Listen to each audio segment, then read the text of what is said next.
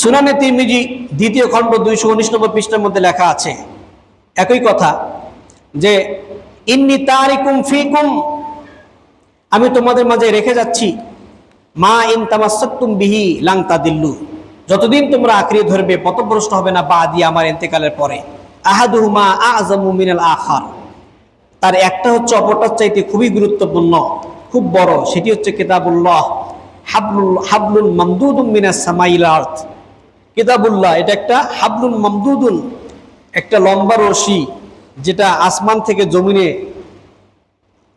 থেকে জমিন পর্যন্ত লম্বা, আসমান থেকে জমিন পর্যন্ত চলে আসছে। আরেকটা হচ্ছে ওয়াইতরাতি আহলু বাইতি, আমার আহলে বাইত, আমার পরিবার।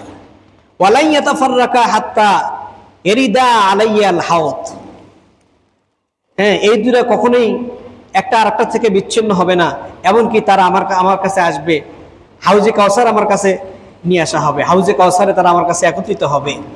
ফাংজুরু, অতএব তোমরা লক্ষ্য করো, কাইফা তাখলুফুনি ফিহিমা, তোমরা ওই দুইটির সঙ্গে কি আচরণ করবে, তোমরা কিতাবুল্লাহর সাথে কি আচরণ করবে আর আমার আহলে বাইতের সাথে কি আচরণ করবে, তোমরা ভেবে দেখো। এটা সুনানে তিরমিজির হাদিস।